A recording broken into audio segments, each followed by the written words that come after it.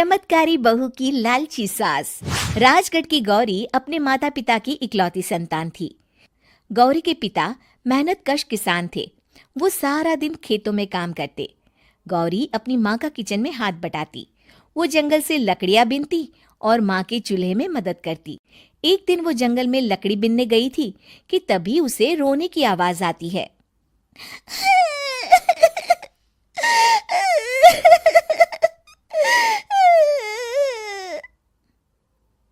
अरे, यहाँ कौन रो रहा है?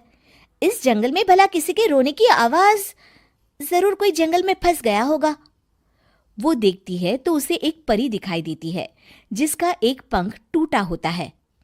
अरे, तुम कौन हो और क्यों रो रही हो? मैं परीलोक की रानी हूँ। पृथ्वीलोक में घूमने आई थी, लेकिन देखो ना, मेरे पंख ही टूट गए। अब मैं कैसे उड़ान भरूंगी? अरे, इसे जोड़ना तो आसान है। रुको, मैं अभी जोड़ देती हूँ। ये कहकर गौरी लकड़ी और रस्सी की सहायता से पंखों को जोड़ देती है। परी अपने जुड़े हुए पंखों को देखकर खुश हो जाती है और गौरी को वरदान देती है कि वो पूर्णिमा की रात किसी भी चीज को हाथ लगाएगी तो वो सोने की हो जाएगी। लेकिन गलती से अगर उसने किसी इंसान को छू लिया तो वो अगली पूर्णिमा तक सोने का ही रहेगा। गौरी घर आती है और सारी बात अपने माता पिता को बताती है। गौरी की माँ उसे कहती है, तू भी ना गौरी, सारा दिन परियों की कहानियां पढ़कर स्वप्न लोक में ही रहती है। नहीं माँ, मैं सच बोल रही हूँ। देखो, आज पूर्णिमा की रात है ना, इसलिए डर के मारे मैं कोई सामान भी नहीं छू रही हूँ। अच्छा, ऐसी बात है बिटिया रानी, तो जरा इस घड़े को हाथ लगा दे। गौरी घड़े को जैसे ही हाथ लगाती है वो सोने का हो जाता है। गौरी के माता पिता घड़े को देखकर हैरान रह जाते हैं। अगले दिन गौरी के पिता उस घड़े को सुनार के पास बेचने जाते हैं तो रास्ते में उन्हें कंचा काकी मिलती है। वो सोने का घड़ा देखकर गौरी के पिता से पूछती है, अरे गौरी के बापू, ये पीतल तो बड़ा चमक रहा है। अरे काकी, ये पीतल नहीं, सोना है, सोना। बेचने ले जा रहा हूँ। अरे, कहीं कोई लॉटरी लग गई है क्या? इतना सोना? गौरी के पिता काकी को गौरी को परी द्वारा दिए वरदान के बारे में बताते हैं। काकी गौरी के पिता की बात सुनकर सोच में पड़ जाती है और फिर अगले दिन काकी गौरी के घर आती हैं। गौरी के बापू, तुम्हारे लिए मैं एक खुशखबरी लाई हूँ। तभी गौरी की माँ पूछती है, क्या खुशखबरी है काकी? अरे, तुम्हारी बेटी का रिश्ता मैं अपने बेटे से करना चाहती हूँ। अरे, कब तक अपनी सयानी लड़की को घर पर बिठा कर रखोगी? हाँ, देखो काकी, मैं ऐसे ही व्यक्ति से अपनी बेटी की शादी कराऊंगा जो गौरी के वरदान से नहीं, उसके गुणों को समझे। अरे, हमें तो गौरी के गुण अच्छे लगे, इसीलिए तो आ गई हूँ मैं।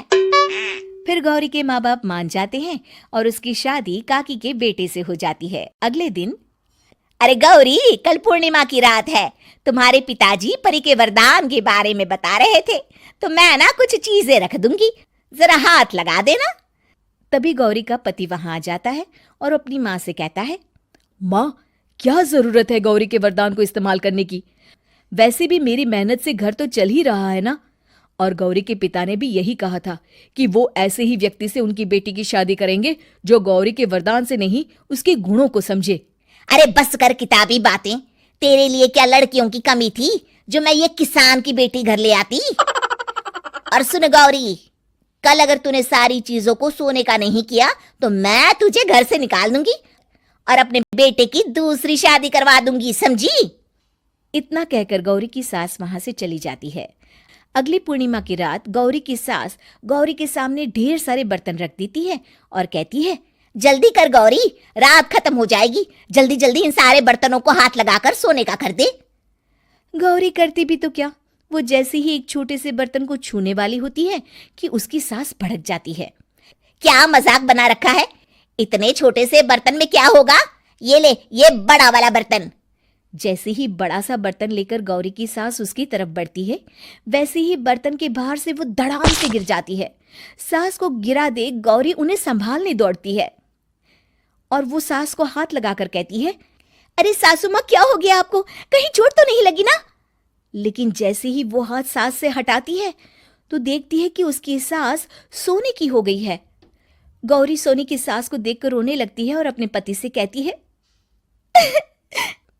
मुझे परी ने कहा था कि अगर मैं किसी इंसान को हाथ लगाती हूँ तो वो अगली पूर्णिमा तक सोने का ही रहेगा। अब मैं क्या करूँ? अरे करना क्या है, माँ को उठाकर अलमारी में रख दो। और हाँ, लालच का फल बुरा ही होता है। ज्यादा बड़े बर्तन को सोने का बनाने के चक्कर में माँ का ये हाल हुआ है। ये कहकर वो दोनों माँ की तरफ देखने लगते हैं।